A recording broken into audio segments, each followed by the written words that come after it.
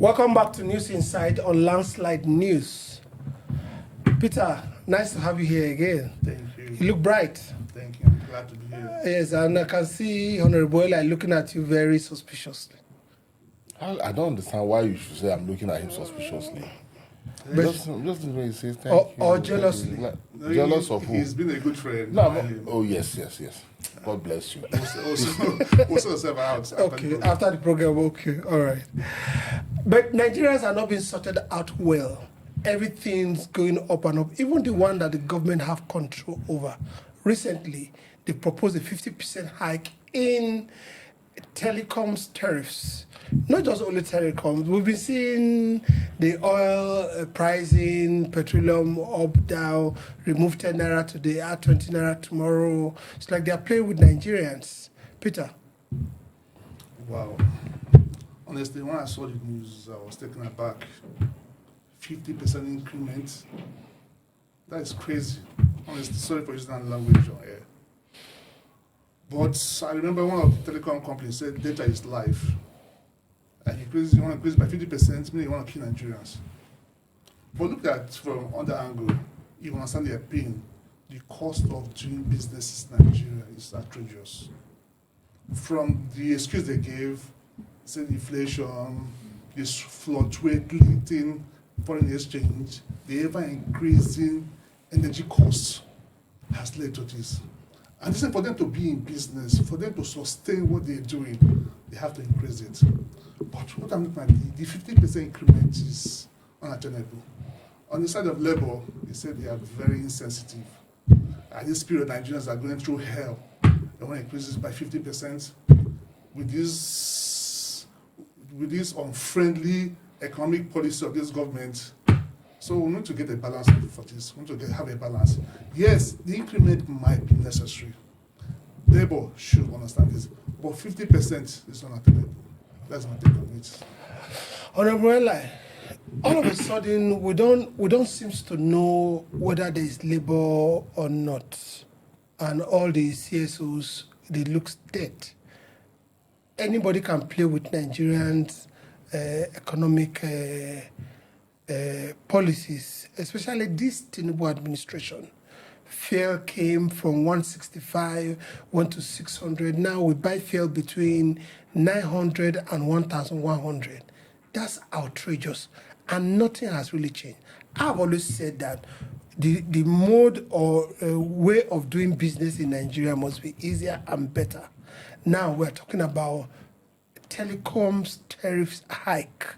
Not just that one, we are hearing about electricity tariffs hike as well. I mean, everything is just going up. What do we make of this? Well, we're supposed to have a country where the citizens will be proud of. Rather, in our own case here, what we have is a country where we keep crying and lamenting how we find ourselves where we are today. It all has to go down to leadership. You see, when I saw the proposed increment in telecommunication charges, is like charges like data and the call itself.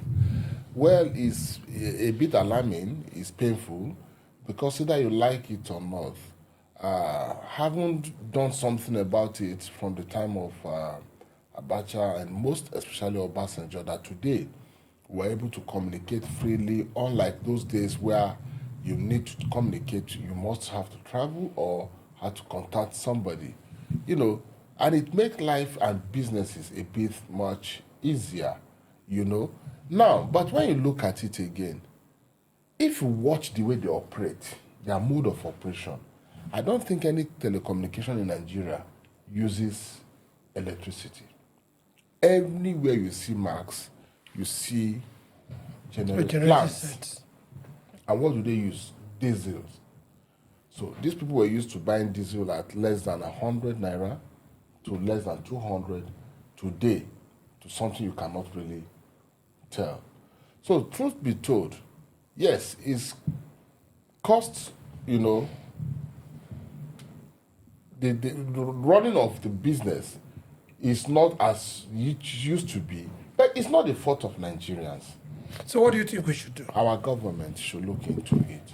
Our government giving us excuses that over they came that the petrol they were subsidizing was being smuggled out by few individuals, and then the money subsidy was paid for products that were not brought in. It wasn't our fault. That is a failure on the side of the government. What do you think about labor and other non-governmental agencies?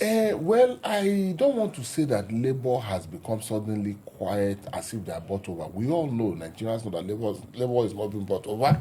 But the problem here How do you know labor is not being bought over? Well, if you have evidence or reason why you should... No, it's not about evidence. What we used to know about labor is that when there are policies that are anti-people or not favorable to the people, they speak out.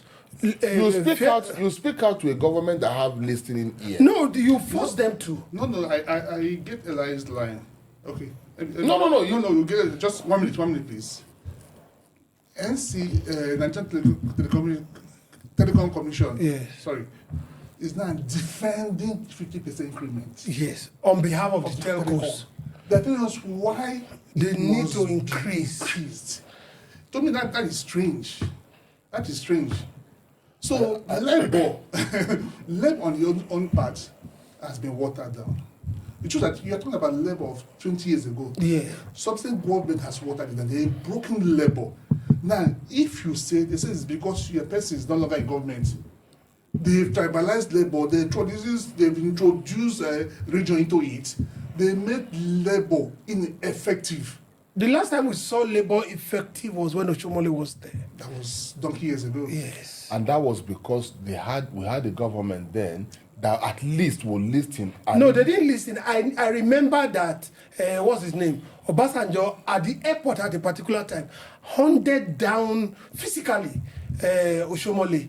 I mean, they were being targets all the time, but they refused to keep quiet. So if you say, it's not about them always listening. It's about the people always also raising their voice to make sure that they are heard. What they've tried, there was a case, the Labour chairman was supposed to travel to UK, Islamic presentation. They said stopped him at the airport. So they've been bossed in. Their powers has withered. They are afraid.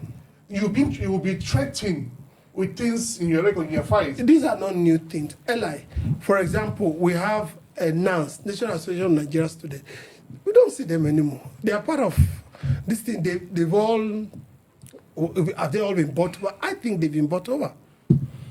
The issue of being bought over, I still want to disagree. It's either you buy somebody or someone is being threatened for doing what they are doing. Do you understand? Not too long ago, we talked about Bola Ige and so much. You could die for a cause where you have values. All right? The government of the day, like I was trying to say, then it was a bit considerate, when these associations come up, even if they don't take what they are saying, they kind of try to listen to romance them. We have a sitting government today that don't even really care. It's more of a military approach than the normal democracy we have. And that is why they can wake up to increase anything they want to increase, not minding whatever anybody says. What they want must stand. So if you, and remember Bob Marley says, he that fights and run away live to fight another day. He just mentioned the Labour president, being harassed at the airport. Not just me, he was detained. Have you forgot he was detained? He was beaten.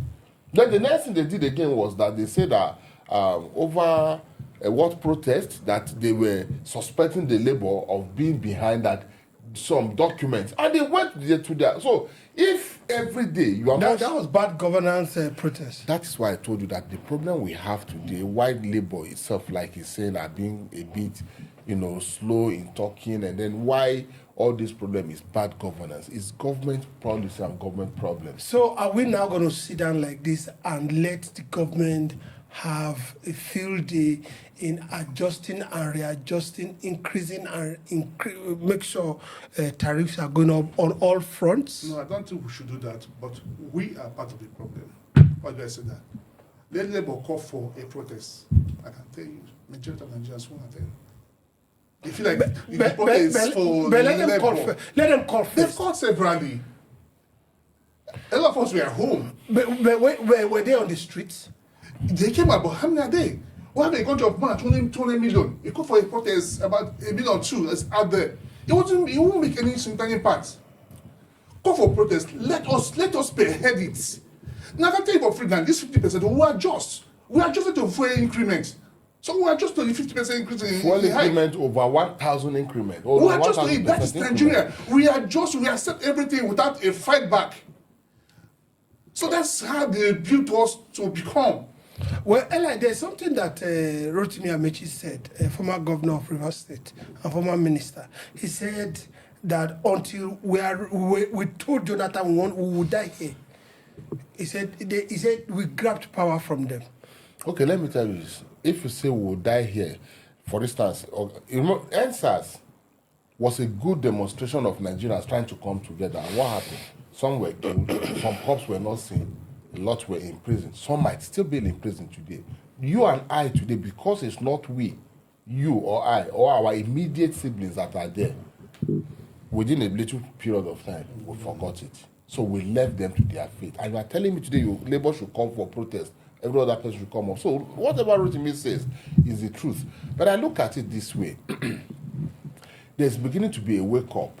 It's a gradual process. Even this democracy we're talking about, it took time for it to come to stay. So it's a gradual process. And I've always said in this studio here, that once the people, and the people, of course, are beginning to get understanding of what the elites are doing to us.